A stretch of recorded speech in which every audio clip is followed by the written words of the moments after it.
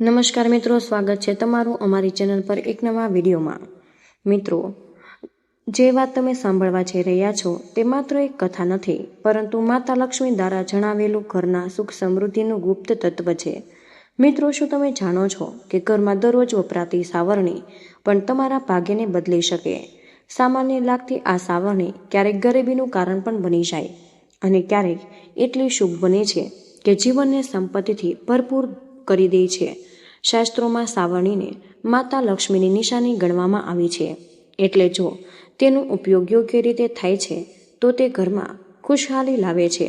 જો સાવરણી સાથે જોડાયેલી આ 3 ખાસ ભૂલો થઈ જાય તો મિત્રો તમે જાણો છો કે એ જ સાવરણી અલક્ષ્મીને ઘરમાં આમંત્રણ આપે છે, જે ગરીબી, કલેશ અને મુશ્કેલીઓનું પ્રતીક છે। સનાતન ધર્મશાસ્ત્રમાં સાવરણી અંગે અનેક શુકન અપશુકન જણાવવામાં આવ્યા છે।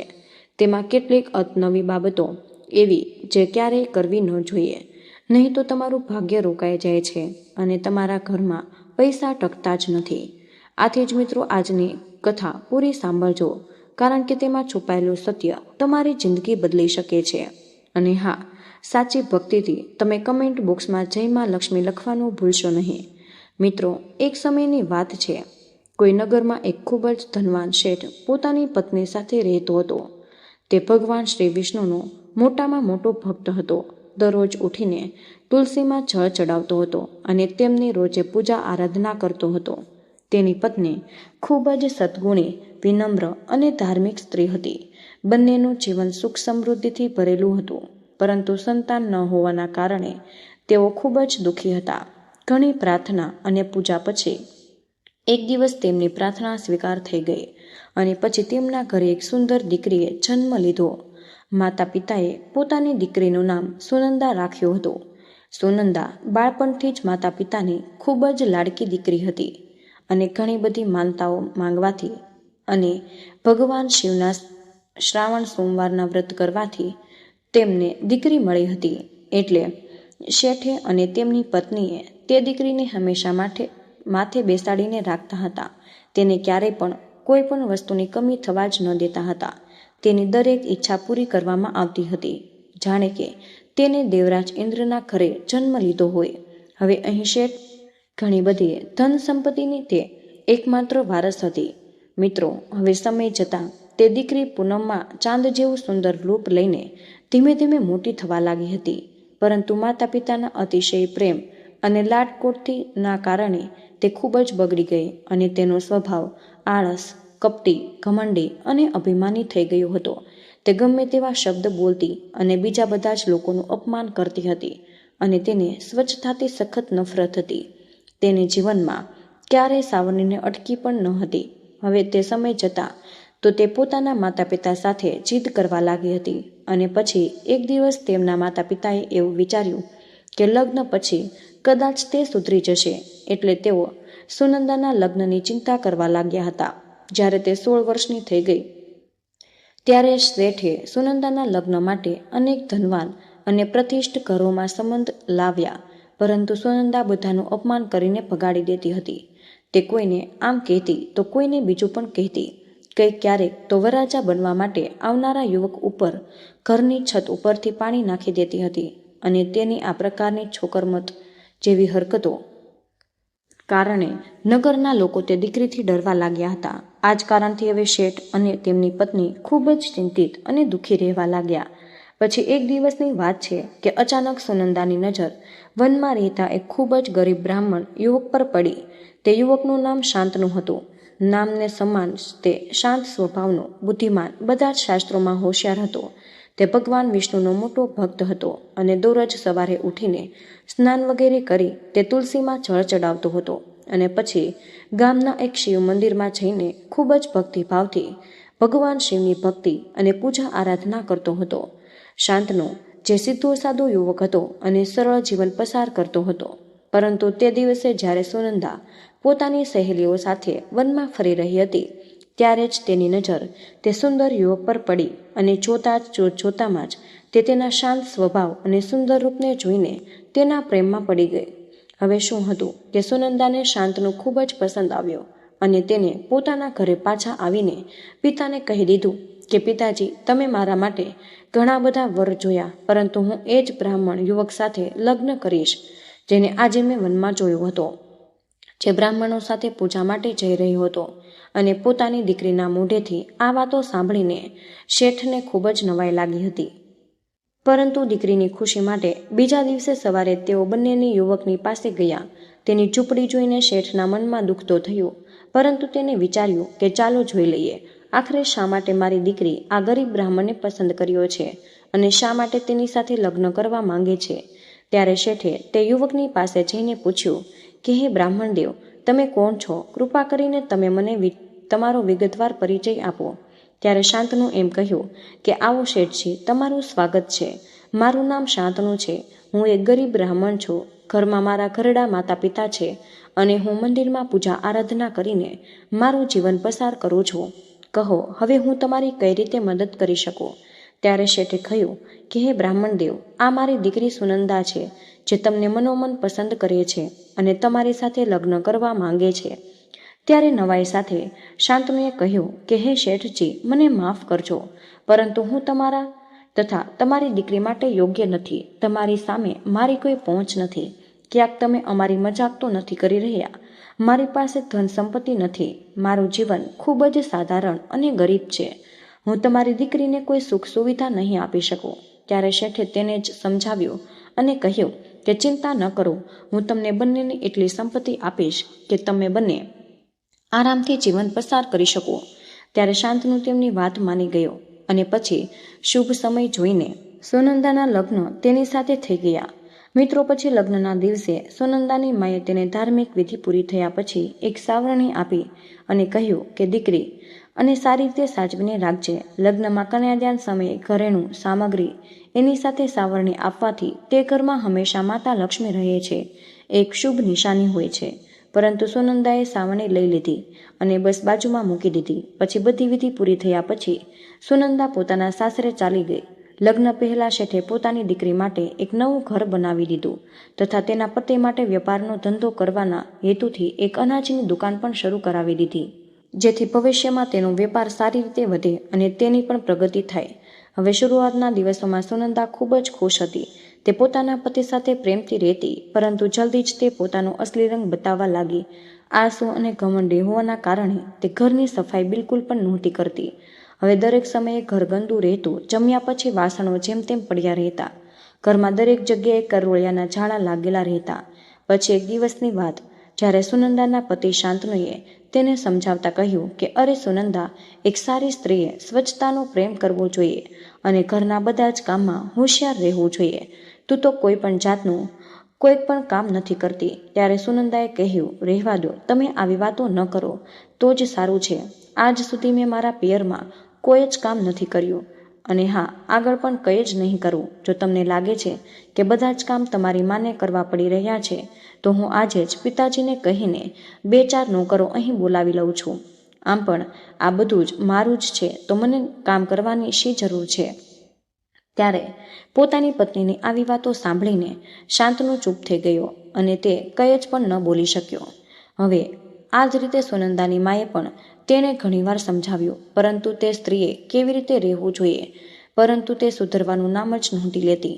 થોડા દિવસો પછી શાંતનુએ પોતાનો નાનો વેપાર શરૂ કરી દીધો, પરંતુ પત્નીની બેદરકારી અને ઘરના ગંદા વાતાવરણના કારણે તે નિષ્ફળ જતો રહ્યો અને તેની દુકાન પર કોઈ પણ ગ્રાહક નહોતું આવતું. કોઈ પણ આવે તો તેને નિરાશ ચહેરો જોઈને ત્યાંથી પાછું જવું પડતું હતું અને આગળ જતું રહેતું. હવે આ જ રીતે દિવસો પસાર થવા લાગ્યા હતા.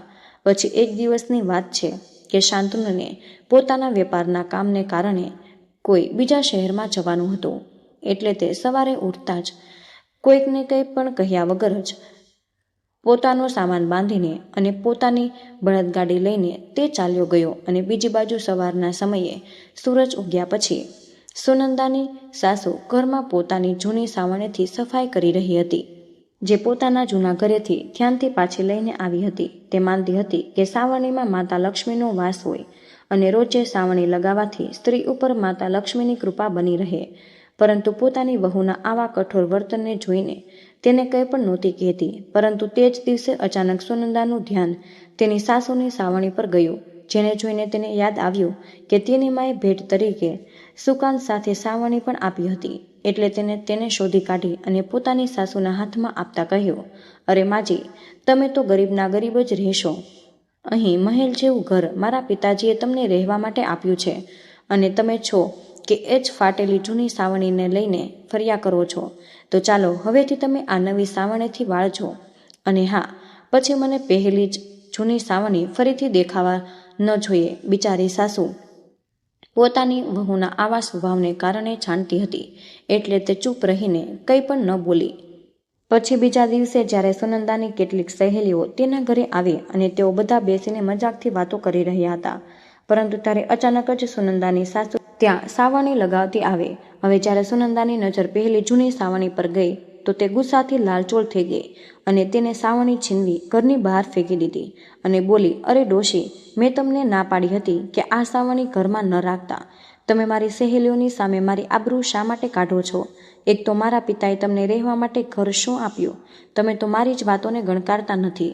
જો તમારે અહીં રહેવું હોય તો મારા જ નિયમો પ્રમાણે તમારે રહેવું પડશે, નહીં તો તમારે આ ઘરમાં રહેવાની કોઈ જ જરૂર નથી. પોતાની વહુના મોઢેથી આવા વીણ સાંભળી બિચારી સાસુ કંઈ પણ ન બોલી.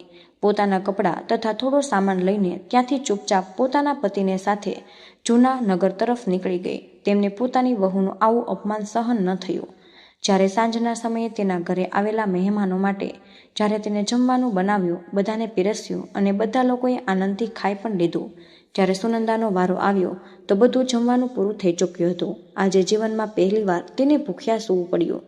બીજે દિવસે સવારે ઉઠતા જ તેને ઘરમાં ગંદકીને કારણે સાવરણી તો લગાવી, પરંતુ જેવું તેનું કામ થઈ ગયું તેને ઘરના ખૂણામાં ફેંકી દીધી અને તેને પગથી મારીને કબાટની નીચે સરકાવી દીધી. મિત્રો, તે સાવરણીને ક્યારેય માથા ઉપરથી રાખી દેતી, ક્યારેક ઊંધી ટેકી દે તો અવારનવાર સાંજ પછી સાવરણી લગાવવા લાગતી. કચરો ઘરમાંથી બહાર ફેંકી દેતી. આ બધું જ શાસ્ત્રો પ્રમાણે માતા લક્ષ્મીનું અપમાન માનવામાં આવતું, પરંતુ સુનંદાએ આનું કોઈ પણ જ્ઞાન ન હતું. આને માત્ર સાધારણ કામ સમજીને કરી રહી હતી. પછી બીજે દિવસે સવારે સ્નાન વગેરે કરી તેને જમવાનું બનાવ્યું અને પોતાના ઘરે આવેલા બધા જ મહેમાનોને પીરસી દીધું. પરંતુ બધા જ જમ્યા પછી આજે ફરીથી સુનંદા માટે જમવાનું ન બચ્યું. હવે તે ખૂબ જ નવાઈ પામી ગઈ અને મનમાં વિચારવા લાગી કે આજે રાત કરતાં અનેક ગણું વધારે જમવાનું બનાવ્યું હતું, છતાં પણ મને ભૂખ્યા જ રહેવું પડ્યું. હવે ફરીથી તેણે પોતાના માટે ભાત રાંધીને ખાઈ લીધા. પછી બીજે દિવસે જ્યારે સુનંદાએ ઘરમાં સાવરણી લગાવી, પરંતુ આજે પણ તેને પગથી ઓળંગીને બહાર કાઢી દીધી અને સફાઈ પછી તેને એમ જ દરવાજાની પાછળ ઊભી રાખી દીધી હતી. મિત્રો, હવે નસીબમાં કંઈક બીજું જ લખ્યું હતું. સુનંદા જાણતા અજાણતામાં ભૂલો કરી રહી હતી, પરંતુ તેના ઘરની નકારાત્મકતાની સમજ તેને નહોતી આવી. હજી આ જ રીતે કેટલાક દિવસો પસાર થયા. સુનંદા હવે એકલી હોવાને કારણે તેને મળવા દરરોજ કોઈને કોઈ મહેમાન આવતા, પરંતુ જ્યારે પણ તેમના માટે જમવાનું બનાવતી અને પહેલાં કરતાં વધુ માત્રામાં બનાવતી, છતાં પણ તે પૂરું થઈ જતું. હવે તેના ઘરમાં બધું જ હોવા છતાં તેની હાલત ખરાબને બદતર થતી જતી હતી. કહેવા માટે તો તે મહેલની રાણી હતી, પરંતુ પૂરતું જમવાનું પણ ન મળવાના કારણે હવે તે સુકાઈને લાકડી જેવી થઈ ગઈ. હવે આ જ રીતે કેટલાક દિવસો વીત્યા. પછી એક દિવસ શાંતનુ પાછો પોતાના ઘરે આવ્યો ત્યારે તે જુએ છે કે ઘરમાં તેના માતા પિતા નથી. જ્યારે તેને પૂછ્યું કે અરે સુનંદા, મારા માતા પિતા ક્યાં ગયા છે? તેઓ ઘણા સમયથી દેખાતા નથી. હું તો ક્યારનો તેમને શોધી રહ્યો છું. શું તું જાણે છે કે તેઓ ક્યાં ગયા છે? તો તેને જણાવ્યું કે તેમને મારી સાથે રહેવું ફાવ્યું નહીં, એટલે તેઓ પોતાના જૂના ઘરે ચાલ્યા ગયા છે. આ વાત સાંભળીને શાંતનુને ખૂબ જ દુઃખ થયું. હવે તે સમજી ગયો હતો કે સુનંદાને તેના માતા પિતા ભાર લાગવા લાગ્યા છે, એટલે તે દિવસે તે પોતાની પત્નીને કંઈ પણ કહેતો નથી, કારણ કે તેની સાથે બોલાચાલી કરવી કેટલીક ભારે પડી શકે છે તે સારી રીતે જાણતો હતો. એટલે તેને જમી લીધું અને શાંતિથી સૂઈ ગયો. પછી બીજે દિવસે બંને પતિ પત્ની ઘરના આંગણામાં ઝઘડો કરી રહ્યા હતા. ત્યારે તેમણે જોયું કે એક સાધુ તેમના ઘરે સામે ઊભા રહ્યો અને તેમના ઘર તરફ બંને હાથ જોડીને કંઈક મનમાં બબડતા જ પ્રણામ કરીને ચાલ્યા ગયા. તેમને નવાઈ લાગી કે સાધુએ કોને પ્રણામ કર્યા. પછી બીજે દિવસથી આ રોજનો ક્રમ થઈ ગયો. સાધુ દરરોજ તેમના ઘરને સામે આવતા, હાથ જોડી પ્રણામ કરતા અને ચાલ્યા જતા. ધીમે ધીમે સુનંદાની ખરાબ આદતને કારણે ઘરની બધી જ ધન સંપત્તિ પૂરી થવા લાગી. પોતાના પિતા પાસેથી પૈસા માંગીને પિતાને પણ કંગાળ બનાવી ચૂકી હતી. હવે એક દિવસ શાંતનુ પણ તેમની હરકતોથી કંટાળીને તેને છોડીને ચાલ્યો ગયો. માતા પિતાની સેવા કરવા લાગ્યો. તે સાધુ સાક્ષાત ભગવાન શ્રીહરિ વિષ્ણુ હતા, જે સુનંદાનો સાચો રસ્તો બતાવવા માટે ધરતી પર એક સાધુનું રૂપ લઈને આવ્યા હતા. કારણ કે સુનંદા માતા પિતાએ ભગવાન વિષ્ણુની ખૂબ જ પૂજા કરી હતી, એટલે ભક્ત વત્સલ પ્રભુ સ્વયં તેમની મદદ કરવા માટે આવ્યા. મિત્રો, હવે અહીં સુનંદા એકલી રહી ગઈ. તેનો સ્વભાવ ન બદલાયો. તે એશો આરામમાં જીવીને બચેલા કૂચેલા જે પૈસા હતા તેને પણ ઉડાવી દીધા. હવે તેના પિતાએ પણ તેને છોડી દીધી. અંતે તે પૂરી રીતે કંગાળ થઈને પોતાના ઘરમાં એકલી રહી ગઈ. તે પોતાના કર્મોનો ઊંડો પછતાવો થવા લાગ્યો, પરંતુ હવે ખૂબ જ મોડું થઈ ચૂક્યું હતું. મિત્રો, પરંતુ આ દરમિયાન એક વાત ન બદલાય. તે સાધુ હજી પણ રોજે તેના ઘરની સામે આવતા, પ્રણામ કરતા અને મનોમન કંઈક કહેતા, ત્યાંથી ચાલ્યા જતા. પછી એક દિવસ સુનંદાથી રહેવાયા નહીં. તે ઘરની બહાર નીકળી અને ગુસ્સાથી બોલી, હે સાધુ, દરરોજ મારા ઘરને જોઈને તું કોને પ્રણામ કરે છે? મારા ઘરમાં તો હવે કંઈ પણ નથી બચ્યું, પરંતુ તું છે કે દરરોજ મને પ્રણામ કરે છે. આખરે તને શું જોઈએ છે?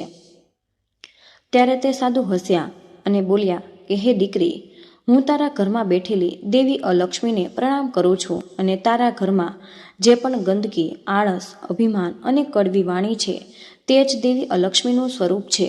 હું તેમનું સન્માન કરું છું, જેથી તેઓ મારા ઘરે ક્યારેય ન આવે. એટલે દરરોજ જ્યારે પણ હું તમારા ઘરની સામેથી પસાર થાઉં છું તો હું અલક્ષ્મીજીને પ્રણામ કરું છું, જે તમારા ઘરની ઉપર બેઠેલી છે. તો મિત્રો, હવે શું હતું કે સુનંદા આ સાંભળીને સ્તબ્ધ રહી ગઈ, જાણે કે હવે તેના પગ નીચેથી જમીન સરકી ગઈ. તે થોડીવાર માટે આઘાતમાં જતી રહી અને શાંત થઈ ગઈ અને આગળ કંઈ પણ બોલી ન શકી. જ્યારે પોતાની સાંભળી ત્યારે તેને સમજાઈ ગયું કે તેને કોઈ મોટી ભૂલ કરી દીધી. પોતે જ દેવી લક્ષ્મીને છોડી દીધી. દેવી અલક્ષ્મીને પોતાના ઘરમાં જગ્યા આપી. તે ધ્રુસકે રડવા લાગી, જેના કારણે તેની સાથે આવું થયું.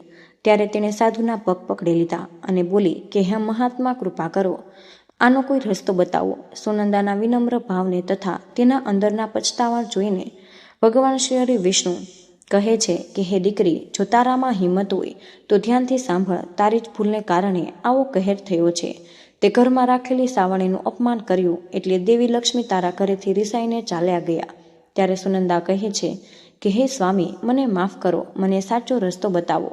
આ ભૂલ માટે માતા લક્ષ્મીજીની માફી માંગીશ. આજથી તેમની રોજ પૂજા આરાધના કરીશ. હું તમને વિનંતી કરું છું કે સાચો રસ્તો બતાવો. મિત્રો, ત્યારે સાધુ ભગવાન વિષ્ણુ કહે છે કે હે દીકરી, ઊભી થા, શાંત થઈ જા. હું તને રસ્તો બતાવું છું, પરંતુ હવે તું મારા દરેક શબ્દને ધ્યાનથી સાંભળજે. ત્યારે સુનંદા હાથ જોડીને સાધુને પ્રણામ કરે છે અને કહે કે જી હા મહારાજ, હવે તમે મારા પર કૃપા કરો.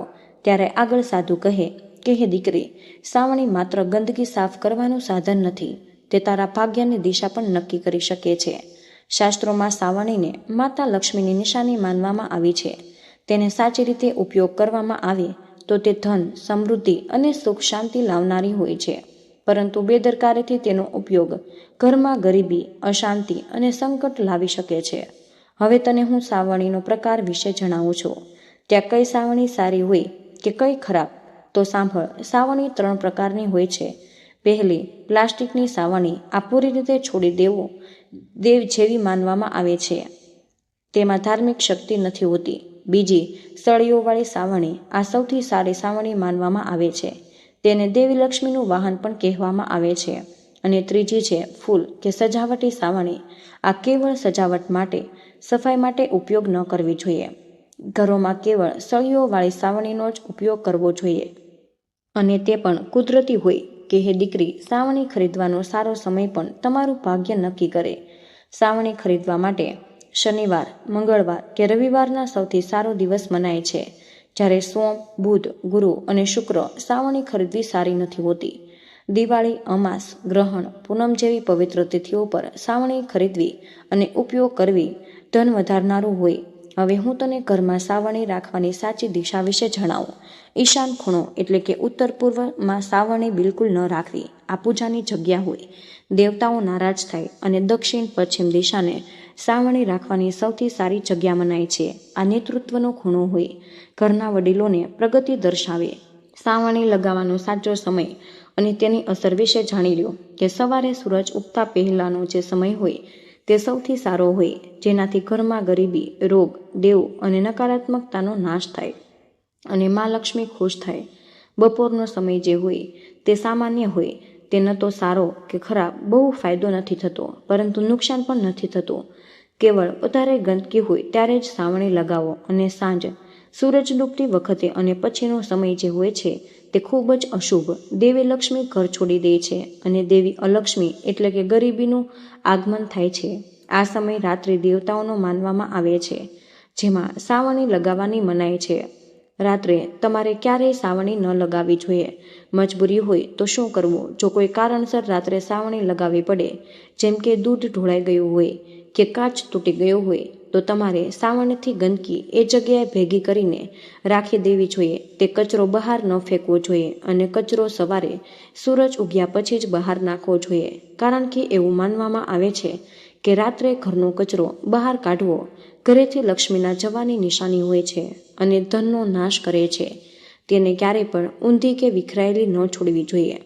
સાવણીને હંમેશા ઘરમાં સૌથી ખૂણામાં ઢાંકીને રાખવી જોઈએ, જેમાં લક્ષ્મીને માન આપવામાં આવે છે. બહારથી આવતા લોકોની નજરોથી પણ તેને તમારે છુપાવીને રાખવી ખૂબ જ સારી રીતે માનવામાં આવી છે. યાદ રાખો કે ઘરના લોકો સિવાય બીજા લોકોની નજરોથી તે હંમેશા છુપાયેલી રહેવી જોઈએ. એ દીકરી, હવે હું બીજા કેટલાક જરૂરી નિયમો વિશે પણ તને જણાવીશ. તને આ સવાલ ક્યારે જરૂર થયો હશે કે તૂટેલી સાવણીનું શું કરવું જોઈએ? તો તૂટેલી સાવણીને ગુરુવારે પોતું કે સાવણી ન લગાવી, કચરો સૂરજ ડૂબ્યા પછી બહાર ન ફેંકવો અને અમાસ, ગ્રહણ કે પૂનમ પર સવારે 4:30 વાગ્યે કોઈને કહ્યા વગર મંદિરમાં સાવણીનું દાન કરો. લક્ષ્મીમાં કૃપાનો ખાસ યોગ બને છે. દરવાજા પર રાત્રે સાવણી રાખવી નકારાત્મક શક્તિને રોકવા માટે સવરે છે. તેને હટાવી દો અને છુપાવી દો અને આ પોતાને પાણીમાં મીઠું ભેળવો. દરિયાઈ મીઠાથી પોતું લગાવવાથી નકારાત્મક શક્તિ દૂર થાય. હવે સવારની સાથે જોડાયેલી કેટલીક સાવધાનીઓ યાદ રાખો. સૌથી પહેલાં તો ક્યારેક પણ સાવણીને ઊભી કરીને ન રાખો. સાથે જ સાવણીને ભૂલથી પણ પગ ન લગાવવો જોઈએ. જો ભૂલથી પણ પગ લાગી જાય તો માફી માંગો અને ધોઈ લો. સાવણીથી કોઈ જાનવરને ન મારો, ખાસ કરીને ગાય કે બકરીને. હવે કોઈ પણ સારા કામ માટે બહાર જતા હોય તો વ્યક્તિના ગયા પછી તરત જ સાવણી ન લગાવો. આનાથી દોષ લાગી શકે છે. હવે સુનંદા કહે છે કે હે મહારાજ, હું તમારી ખૂબ જ આભારી છું કે તમે મને સાવણી સાથે જોડાયેલી જરૂરી નિયમો બતાવ્યા, પરંતુ હું હમણાં જ ઘણા દિવસોથી બરાબર જમી પણ નથી શકતી. દરરોજ હું વધુને વધુ જમવાનું બનાવું છું, પરંતુ જેવી જ હું જમવા માટે બેસું છું, બધું જ અનાજ પૂરું થઈ જાય છે. ત્યારે સાધુ બનેલા ભગવાન વિષ્ણુએ ધીમા સ્મિત સાથે કહ્યું કે હે દીકરી, આ પણ તારી ભૂલથી થયું. તારી પાસે બધું હોવા છતાં તે તારા જ માં જેવી સાસુને જમવાની દૂર કરી દીધી. તેમને ગરીબીની મજાક ઉડાવી. તેમને ઘરેથી કાઢી દેવાના કારણે તારા ઘરેથી દેવી અન્નપૂર્ણા પણ નારાજ થઈને ચાલ્યા ગયા. તે દરવાજા પર આવેલા કોઈ પણ ભિખારીને દાન નહોતું આપ્યું. હોવા છતાં તે કેવળ એશો આરામથી જીવન જીવવાનું પસંદ કર્યું. તે ક્યારેય કોઈની મદદ પણ નહોતી કરી. ત્યારે આગળ હાથ જોડીને સુનંદા કહે છે કે હે સ્વામી, કૃપા કરીને મને આ દોષમાંથી મુક્ત કરો અને મને સાચો રસ્તો બતાવો. ત્યારે મહારાજ કહે છે કે હે દીકરી, હવે ધ્યાનથી સાંભળ. દેવી અન્નપૂર્ણાનું જ આખી દુનિયાનું પાલન પોષણ કામ કરે છે. એટલે જ્યારે પણ તું જમવાનું બનાવવા માટે જા તો તેમની આરાધના જરૂર કરજે. આજ સુધી તો આવું કંઈ નહોતું કર્યું. ત્યારે સુનંદા કહે છે કે હે મહારાજ, કૃપા કરીને મને આ વિષયમાં વિસ્તારથી બતાવો, જેથી ભવિષ્યમાં હું આવી ભૂલ ક્યારેય ન કરું. ત્યારે મહારાજ કહે છે કે હે દીકરી, ધ્યાનથી સાંભળ. દેવી અન્નપૂર્ણા જ આખી દુનિયાનું પાલન પોષણ કરે. એટલે જ્યારે પણ તું જમવાનું બનાવવા માટે જાય તો તેમની આરાધના કરજે. આરાધના કરવાથી ઘરમાં ક્યારેય પણ અનાજની કમી નથી પડે. દરરોજ લોટ બાંધતી વખતે માતા અન્નપૂર્ણાની છાપ પોતાની જ હથેળીથી બનાવ્યા જોઈએ. જેમ કે લોટની રોટલી પણ સંપૂર્ણ જમણા હાથનું નિશાન બનાવવાનું.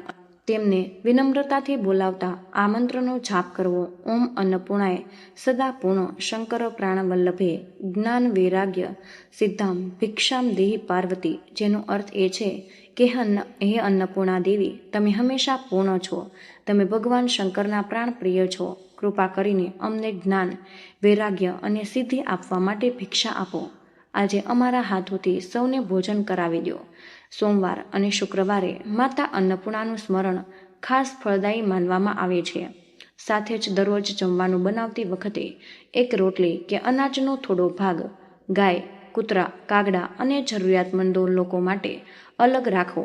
રસોડામાં સાફ સફાઈનું તમે ખાસ ધ્યાન રાખો. આનાથી લક્ષ્મી અને અન્નપૂર્ણા બંનેનો વાસ થાય છે. તો મિત્રો, આજનો આ વિડીયો અમે અહીં જ પૂર્ણ કરીએ છીએ. તો આજની આ માહિતી પસંદ આવી હોય તો મિત્રો વિડીયોને લાઈક અને તમારા મિત્રો સાથે જરૂર શેર કરજો. જો ચેનલ પર પહેલીવાર આવ્યા હોય તો અમારી આ ચેનલને સબસ્ક્રાઈબ કરવાનું બિલકુલ ભૂલશો નહીં. કમેન્ટ બોક્સમાં જય માં લક્ષ્મી જરૂરથી લખી દેજો. જય શ્રી કૃષ્ણ. રાધે રાધે. ધન્યવાદ. વિડીયોને અંત સુધી જોવા બદલ આપનો ખૂબ ખૂબ જ આભાર.